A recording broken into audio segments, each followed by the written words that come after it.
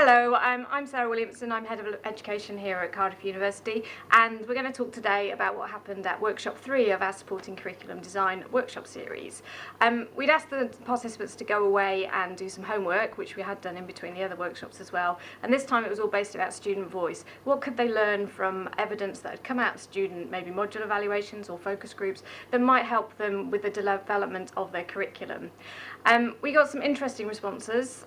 Some people said that they couldn't find any evidence arising from student work, but that was mainly on courses that were more to do with CPD learning rather than our sort of standard undergraduate, postgraduate taught courses. So not as big a concern as that sort of may at first seem. But I think overall we've got the message across that we can actually really learn a lot from students in terms of how they do like to have curriculum delivered to them and how they respond well and learn best.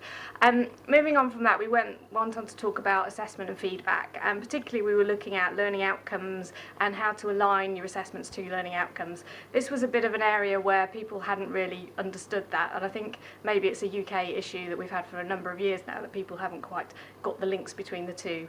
But again, we got the messages over really nice and clearly, and talked quite a lot as well about how to use different methods of assessing in order to improve the feedback that you can give. So by designing that assessment process in from the start, you can actually improve the way you respond to the assessments, how quickly you mark them, how quickly you can give feedback, and how the greater depth of feedback you can give.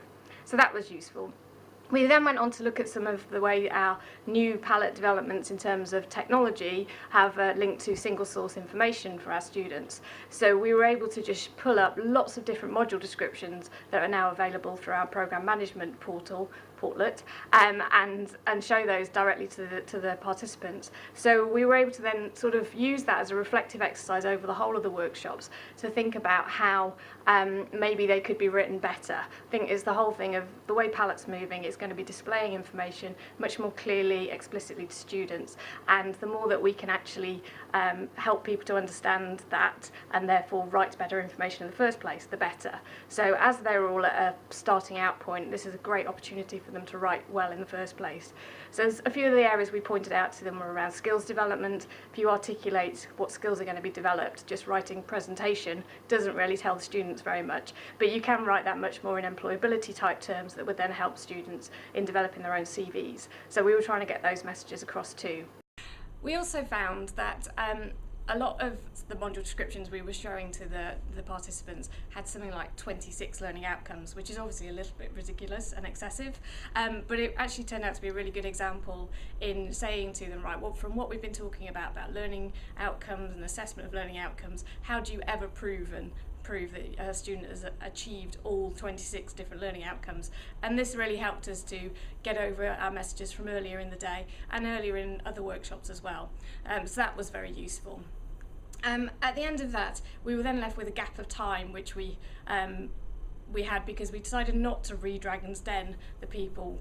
There wasn't the same amount of people from the panel able to attend, which was a bit of a disappointment. But also we felt the way we'd been working in sort of more of a peer review approach with the participants meant that we didn't need to go through that level of scrutiny with them because they were picking up on all the messages, which was a key aim for us. So this gave us more time to do evaluation of the overall workshop series, which we ran in sort of a focus group session, but it kind of actually in reality worked out more as an open interview type process. So we had a series of questions that we literally went round every single participant and asked, but at the same time it meant that other people there could jump in on a point. So if an idea was raised, like the example of coming and having a hot desk in registry and academic services where they could sit, have protected time to do their curriculum development designs, but also have experts on hand to go and ask questions of whilst they were there. That came up, and that also meant that other people could jump on that and say, oh yeah, I think that's a really good idea.